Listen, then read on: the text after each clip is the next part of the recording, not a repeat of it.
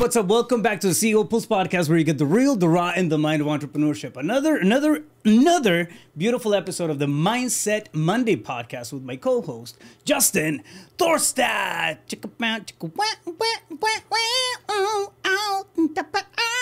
Down. Nice. All right. Love it. Yeah. So I'm telling you, bro, they're getting better. They are getting better. Every episode. They are getting better. Yeah.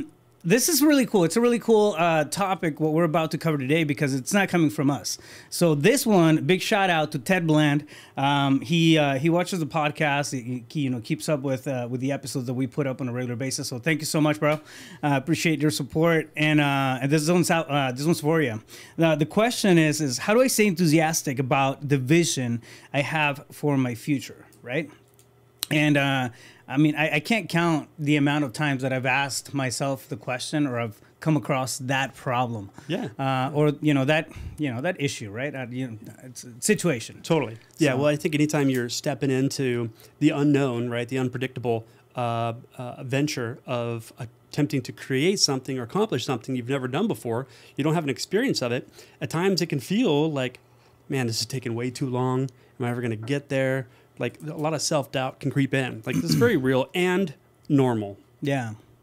Your ability to, we'll walk you through some strategy, ability to recognize that and some solutions to resource yourself makes all the difference in the world, in my opinion. Well, first time, before we dive into the nuts and bolts of how the mind works in this kind of aspect, right? Not that we have all the answers. We just to the extent and experience that we've come across. Yeah. It's a big thing, right, Ted? I mean, if you've sat there and you actually gave it, the time, the effort, and the importance to figure out what the vision of your life, is. I mean, that's a big thing, right? So pat yourself on the back and give yourself big kudos, because unfortunately, most of the people don't do that. No, right? No. So it's a big step forward. I mean, that's a win on its own. It's a win in itself to actually have that awareness, actually have that ability to sit down and then just picture what you want, right? And this is going beyond the dream state. It's going beyond that wishful thinking. It's sitting there and actually owning it to an emotional level, right?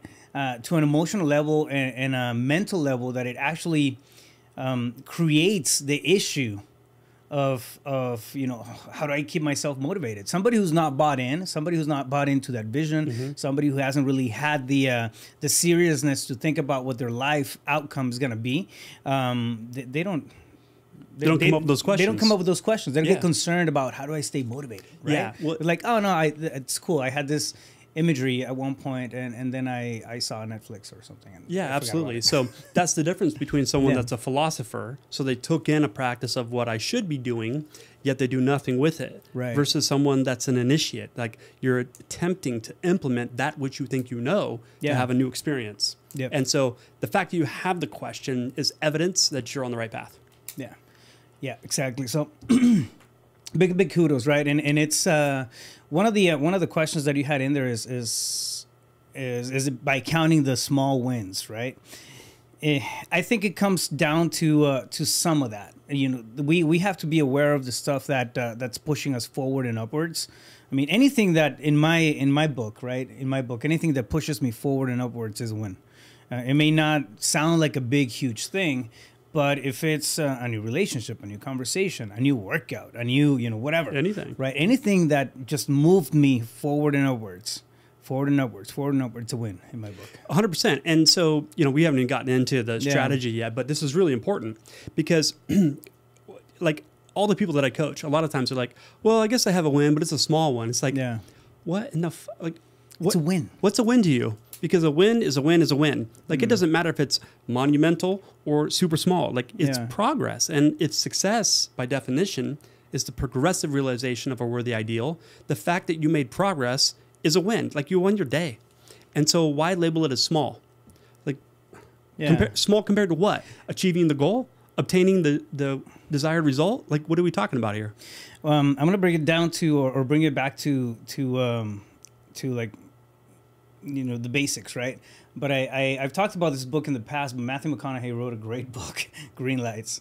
And I actually I kind of took that from from that book, from reading his life story and everything, right? But he has this one thing where if he sees something that's good, right, he'll call it a green light.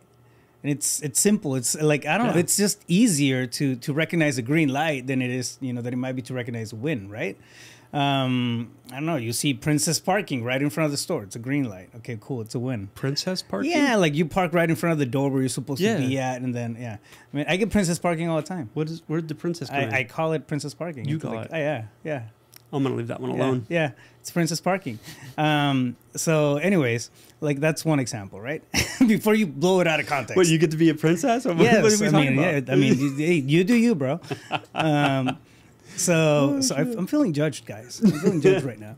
No, but you know what I mean. It's call it quote unquote the little things that we can recognize.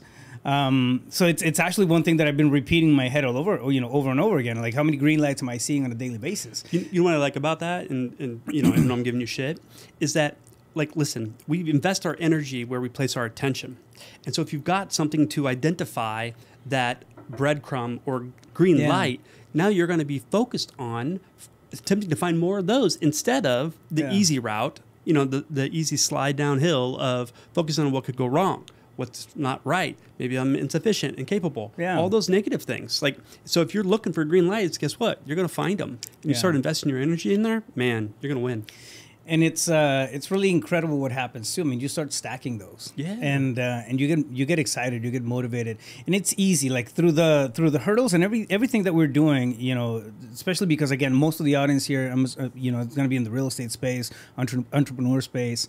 I mean, we get punched on the throat, not just the face, but on the throat on a regular basis. Yeah, and it's easy to like kind of try to stick our head in the sand and one, forget about the issues and the problems that are not going to go away. Two, feel like we have, get this sense of hopelessness, right? Almost when we're bottled up in our own, a time when we're bottled up in our own little space.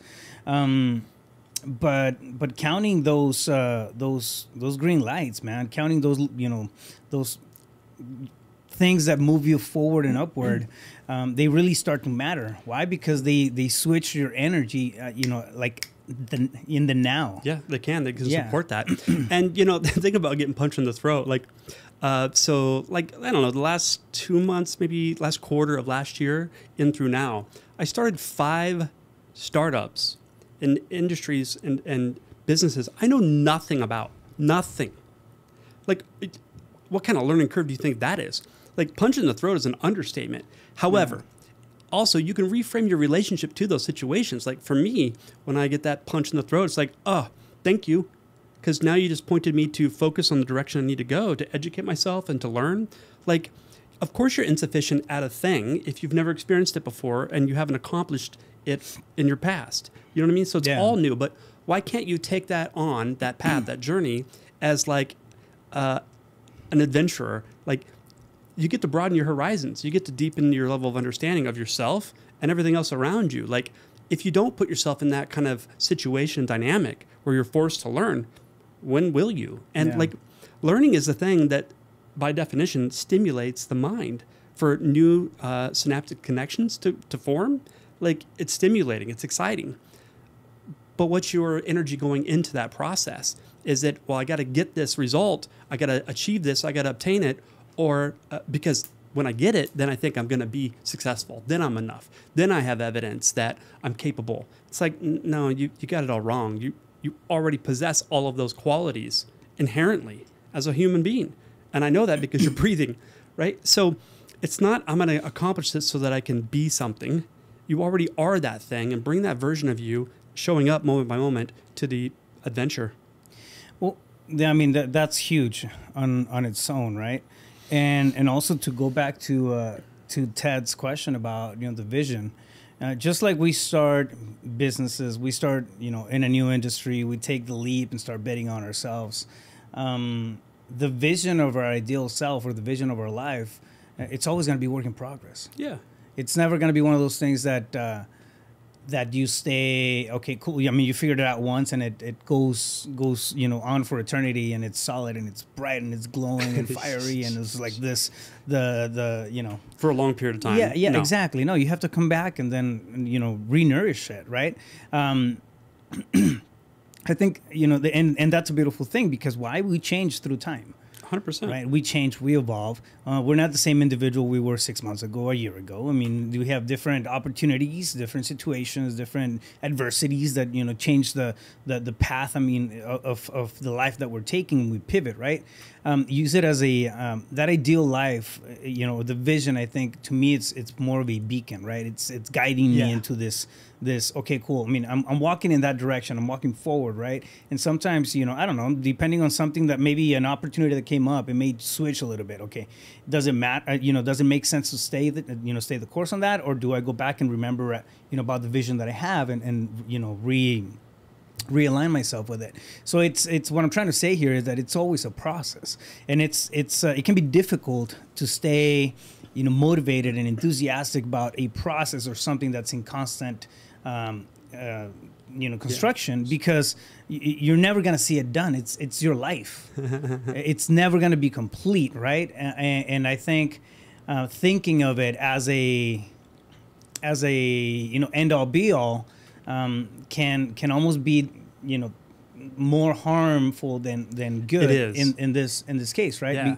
Because it's not you're trying to get to this end result, but it's life, right? The end result is death. It's whatever you did on the journey, on the way from here to there, that really mattered. And I think as we're plugging into those opportunities, those spaces of or those points and opportunities of becoming better, becoming greater, within ourselves as we go through the process, like that's what makes that vision stick, right? And you're talking about when we talk about being enthusiastic about things like that, and staying in the emotional high, that the possibility of the ultimate lifestyle, or whatever the ideal life for us is, can be. It's easy to fall off the wagon on that, but if we segment it down, right?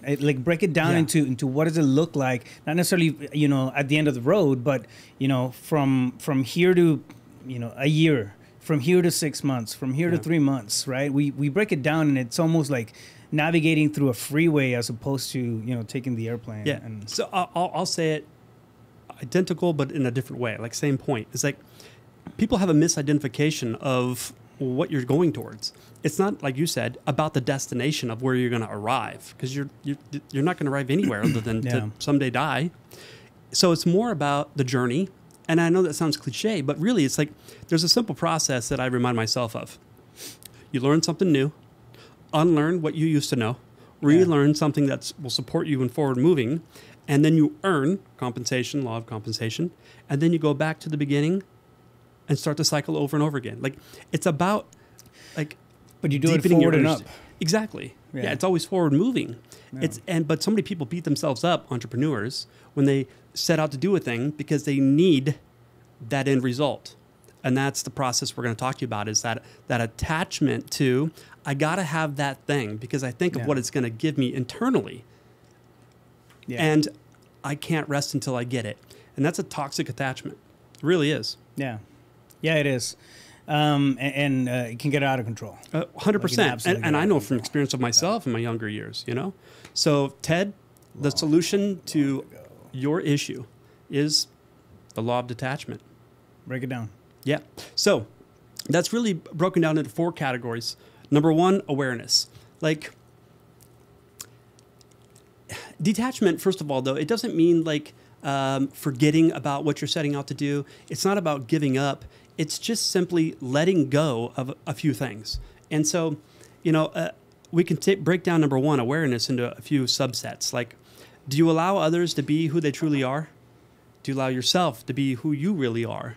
And don't force situations. I see that one a lot with people.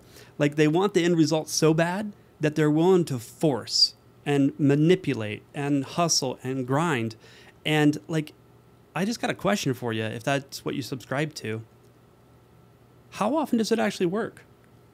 Yeah. Because in my experience of myself, in 41 years. It never has. To create the highest and best end result with a state of ease, at peace, non-resistant, and therefore filled with love and joy in the process. Like, you just got to change your energy on that stuff. So, point number 4, like, you got to realize that solutions will always present themselves if that's what you're focusing on. You can focus on the problem or you can focus on solutions. And the good news is, through the law of duality, if there's a problem, by definition, it must have a solution. In fact, there's probably infinite amounts of solutions if you're open to it, if you're receptive, because you can't have a problem without a solution, because by definition, it wouldn't be a problem. So solutions always emerge. Yeah. Did you have something to say? Yeah, but I'm waiting for you to. Okay. So point number 5, like, uncertainty is reality. I mean, think about it. Like, change is the only constant in this entire universe. Nothing, no thing stays the same eternally. It just doesn't. There's a life cycle to things. And learning how to embrace that and work with it, flow with it, really supports you in being, how should I say, objective instead of subjective, lost in it. Objective meaning you can see it for what it truly is, not how you are. And so that leads to point number 6, embrace change. I mean, why would you fight the inevitable? I mean, that just sounds insane. Yeah. Well, right now, I mean, you're talking about growth on one of the previous ones, right?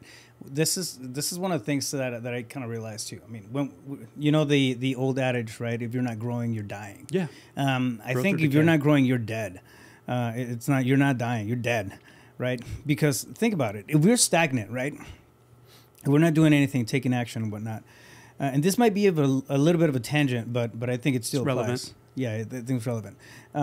If you're not, what's growing? You're staying stagnant. Think about what's growing. If you're just standing there, not taking action, not moving forward in life, what's growing? This is a question for you. Well, yeah, but so a lot of people. Like it's a question. Like, what do you think is growing?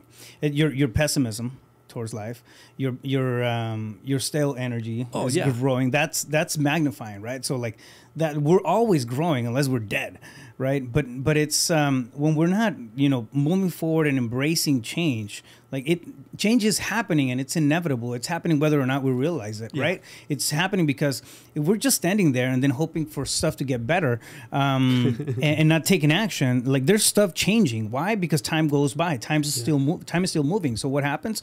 Our aspirations are changing. They're diminishing. They're fading, right? Yeah. If you're not making forward motion. Yeah, exactly. So our potential is diminishing. So it's like it's fading away, right? As everything is. Well, if you don't use it, you lose it, right? Yeah. But most people have a hard time embracing what you're saying. Yeah. Because they want to be stable. Yeah. Because I want to be comfortable. It's like there's no such thing. It is either growth or decay. There's no stable because of what you just said. Like in that stable state, my air quotes, everything is just atrophy. It has to be in a state of decay. There is no such thing as stable balance. Like it's all in a state of flux. I think there can be harmony between what we do, right? But it's not like, for example, I can tell you for the last 3 weeks, solid. I mean, I've been balls to walls in restructuring, some stuff that I was, part of my business, right? So my balance between work and life is not really there. No. I mean, it's counterbalanced. I have bits and pieces of the life stuff, right? But I figured I would go into work mode for this set, short term, then knock it all out. And I'm just coming out of that. Yeah. But it creates this counterbalance. And what it goes back to is that vision is not always going to be a deal, right? It's not, if the vision that we have is to live on this perfect, equator between work and life and relationships and success and all these other things, life doesn't work that way, right? It's just it goes the pendulum swings heavy in one direction, sometimes it swings heavy on the other one. And I mean, I think as human beings we have to catch it, and roll with it. Yeah. Right? You know what came to mind that was super strange, so I'm just going to say it. You know, when it comes to like law, for example, there's like that lady blindfolded and she's holding the scales. Yeah. Have you ever seen those scales equal?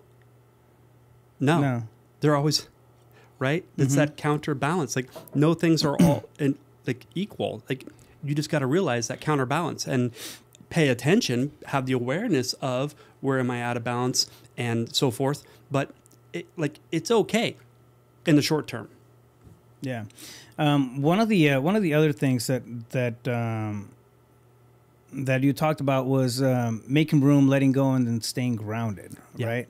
And I mean, it applies straight into what we're talking about. Like making room for the possibilities is always a thing. Yeah, I mean, that became a mantra of mine a long time ago. There's a lot of stuff, that goes through my head, right? And I still have to remind myself to leave some room for the possibilities. Yeah, 100%. I mean, making room is all about energetically. Yeah. Let go. Yeah. It's the law of detachment. Yeah. Detachment. We don't know what we don't know. We don't know how life's going to bless us tomorrow. Exactly. Well, and if you think about it, it's like, okay, I'm attached to the end result, which means I'm clinging to it. Like, if you're clinging to something, you got to realize that means then there's a need, which infers there's lack. And if there's lack, where does that come from? It's rooted in fear. You know what I mean? So it's like to make room is really to surrender your plans. Yeah. You keep the clear intention of the end result because that's important for the steps to follow. But you let go of the how. You let go of the mechanism. You don't know how it's going to unfold. Besides, if you did know, truly knew how it was going to unfold, that would be because and only you've had an experience of it. Yeah. And what are you doing recreating the same old shit every day? Like there's no growth in that, right? So making room is in energetically let go of the how, the when. You just focus on the why. Why do I want this? What does it mean to me? Because you need that as an ingredient for the following steps. Yeah, I think the mechanism changes. I mean, as we go by, like we have this idea of, okay, this is the life that I want, and the ideal vision of it is this, right? And I'm gonna get to it this way. I mean, shit. I mean, what makes you so self-righteous? You think you're going to know how it's going to unfold. Maybe the idea of me getting there, it's equates of walking across the country, right? When a better idea can come along that's flying across the country. Oh, so it's. I mean, that happens all the time. I mean, I just went through that right now. I mean, I was breaking down some stuff before we recorded on some of the projects and the things that I'm working on back end, and how excited I was about finding out and restructuring. Right, like that's stuff that was not even in the radar a month ago. Yeah. How cool is that? Awareness hits you in different stages, or I'm sorry, in different ways. But the thing is that the mechanism wasn't really the thing that was making it stick, right? It was like, okay, I want to have this like I had a vision for it, right? And because I had that vision, I'm able to come in and then just kind of navigate through it. It's the same thing with our life vision, right? It like stuff's gonna change. Whatever you think you want from here until 10 years from now, 15 years from now, 20 years from now, I guarantee you it's gonna be different. 100%. There's not a single person that I've talked to that. And I've interviewed a lot of successful people, sat with a lot of, successful people in masterminds, and I go straight into the human experience. I don't, I like to talk about, the strategies and tactics and secrets, tips and nuts and bolts and all that stuff. It's neat, right? But I love the human experience. And I can tell you, there hasn't been one person who had it all laid out and followed the exact same path and then got there. It's all work in progress. I'm going to reiterate that for people that it might have bounced off of, like me included. Yeah, most people before they even get started, they want to know, like, okay, give me the 100-step action plan in sequential order so that I know I'm succeeding. It's like, what? No. Do you know the first step to take? Yeah, take it. Yeah. But what about number 2? Don't worry, it'll unfold. Like, besides, why do you give a damn how it's going to happen? So long as you get that thing that you're setting out to accomplish, do you really care how? So long as it's legal, moral, and ethical. But what I'm talking about is if you subscribe to the belief that you know, how you think and how you feel has an effect on your reality. Like, if you just get into motion with a thing, why do you think you need to know how it's going to unfold? Like, I don't know, man.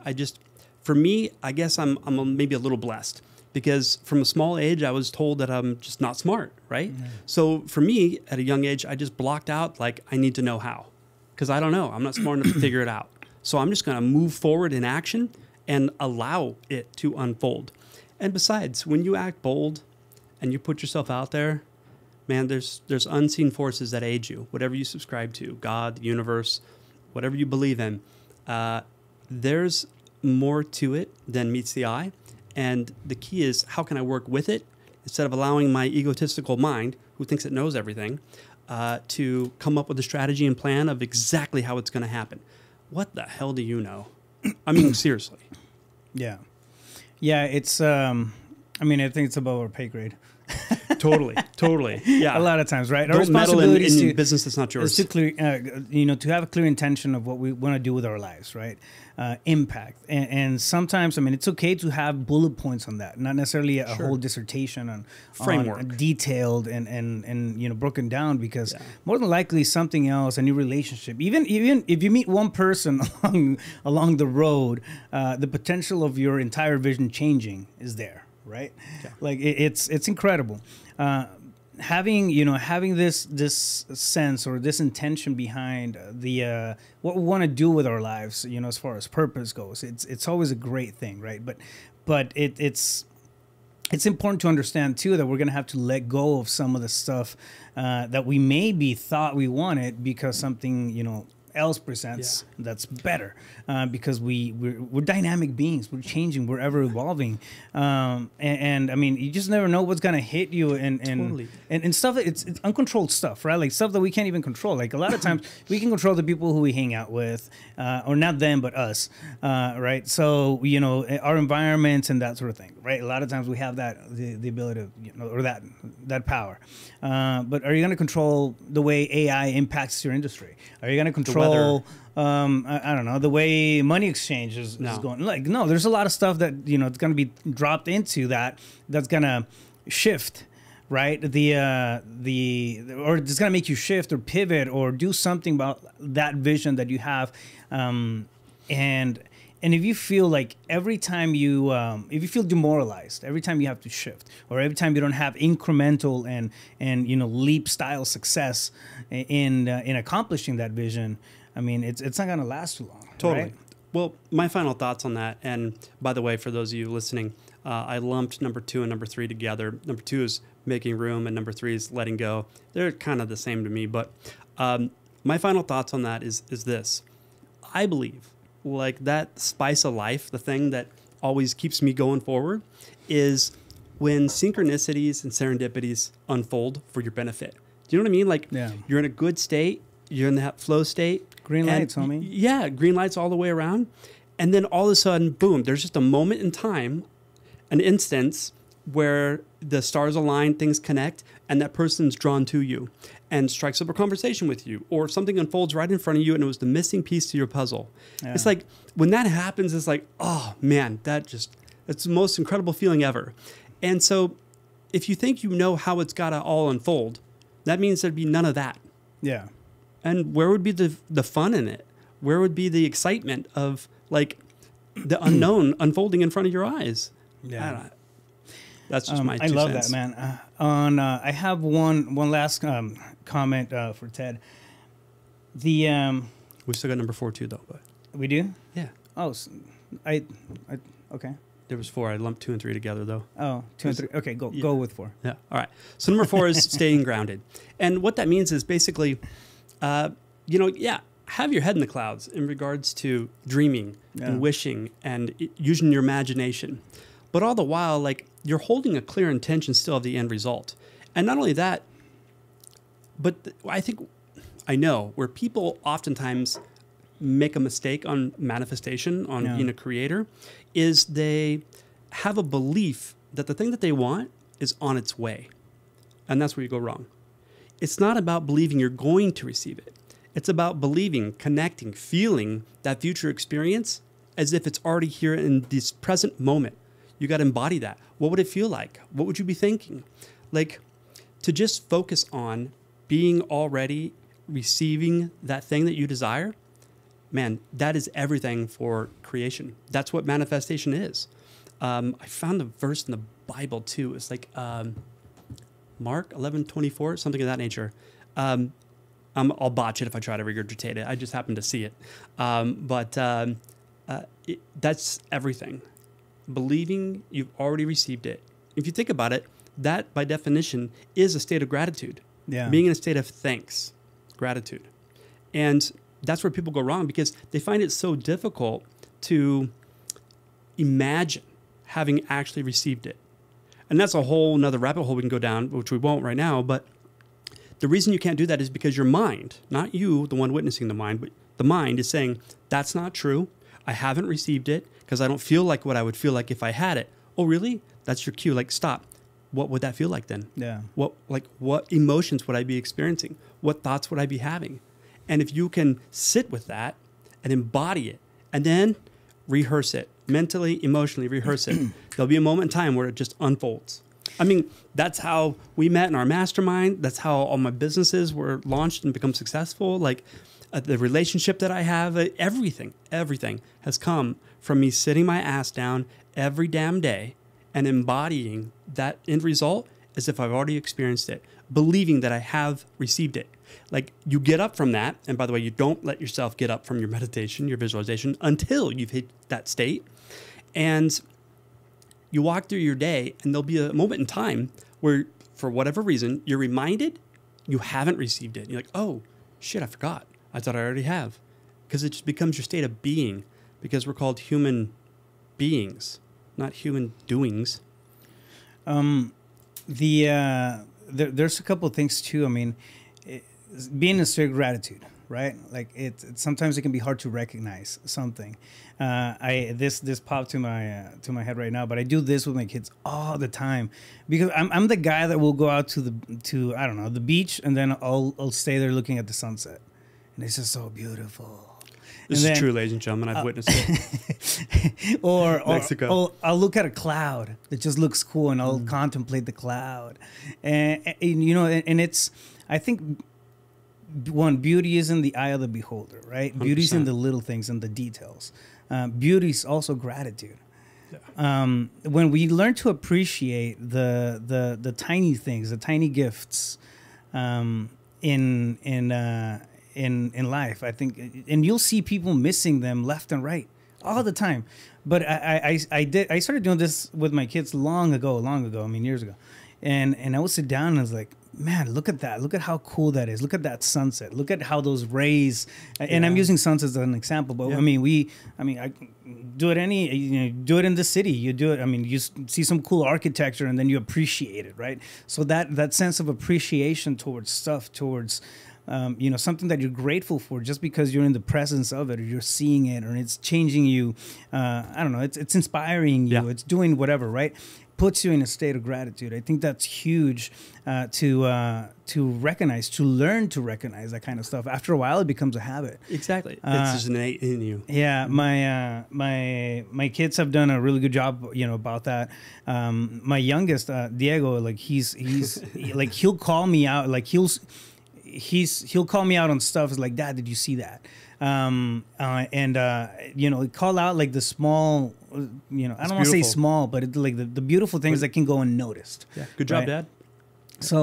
So that will put you in a state of gratitude, as well, when you're just recognizing the tiny gifts. Sometimes that can be difficult. Absolutely. And so I want to touch on that just briefly. And so then we can wrap this up. But, listen, I don't care if you just lost your house and a loved one, and like your world is crumbling. There's always so much to be grateful for. The fact that you're still alive, the fact that you can see, maybe it's that you can still walk. And I don't care if you're sick and have a disease. You can be thankful that you're still alive. Like, if you want to be healthy and you're not, be in a state of gratitude for what health you do have. If you want more money in your bank account and you're broke, be grateful for what you do have. Like, it can be the smallest things. And if you focus on just 1% of everything going on around you that's positive, that's right, that you're thankful for, man, it opens the door. And if you open the door, you can swing it wide open. And it's so easy to just walk around all pissed off. I mean, just look at everybody. And who you surround yourself with matters, man. That's my favorite saying ever, because if you are surrounded by people that are in a state of gratitude, just you watching someone be in a state of gratitude causes you to be, because of mirror neurons. Huh? It's really hard to be an asshole when you're. It's hard to be an asshole when you're when you're in a state of thanks and appreciation for things. So anyways. No, I love it. One last thing that I have for Ted is and the reason I mentioned the gratitude thing and paying attention to the small gifts, or the little gifts. I mean, they're not small by any means. It's big stuff in the space of love and energy, right? But when we stay on track doing the stuff that we want to do, right, and we don't lose motivation. If you think about that, if you think about the last time that you were in a state where, okay, cool, I have this thing and I'm operating and I'm going, right, and I mean, even in the doingness of things, right, but you're excited, you're in it, you're in the game, right, you're in there, the lights are on you and all that stuff. It's because I guarantee you, and think about it, and let me know if I'm wrong, but I guarantee you that whatever you were in the path of was lining up with your self-interest. This may sound selfish, but it was lined up to your self-interest. Think about a project. Think about a task. Think about something that you just absolutely crushed. Somehow, some way, it was lined up with your personal self-interest. Either, because it was appreciation, it was acceptance, it was prestige, it was, financial, it was edification, whatever. But it was lined up with something that you wanted to accomplish, and you knew that it was lined up with your personal self-interest and stuff that you were, just in alignment of, right? Crafting a vision that aligns with your personal self-interest, right? It's got to match. It's got to be in parallel. When those two are in parallel, and I'm not saying it's, self-interest may sound like it may give it a connotation of greed or whatever. It's not what I'm talking about. I'm talking about the stuff that really just, sucks you in, that you have absolute buy-in before you even get going on stuff like that, right? For me, it's something that I got to do checkpoints. Okay, cool. Am I in alignment with this vision that I want to create? Am I in alignment, right? Is this in my personal self-interest? Because if it's not, it's going to be a task, right? But if it is in alignment, it's just your path. So think about that for a second, and compare and contrast your vision to your personal self-interests. Yeah, and I love how you break all that down sincerely. And for me, it's very simple. If before I get started, if those aren't in alignment, then it's not a hell yes. And if it's not a hell yes, then it's a hell no. No. Like, because you either got to be all in or all out. Yeah. Don't half-ass things. If you want to be successful at something, you got to be all ass in. Yeah. Oh yeah. Yeah. It's gonna get. I mean, it's gonna get bumpy. You're gonna get bruised a little bit and whatnot. But listen, man. I mean, isn't that what we do? You're not making it out alive. All right. Justin, where can somebody get a hold of you if they want to reach out? Yeah, man. Facebook, Instagram, justinthorstad.com, YouTube, or my cell phone, 602-348-8534. Fam, there you guys have it.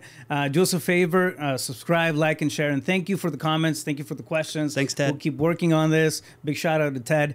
And keep us posted. Again, I say it all the time, but this is a two-way street. It's a two-way conversation. 100%. If there's something that you want us to tap into, drop it into the comments. We look at everything. And until the next one, stay focused. You got this. Love you guys. Bam!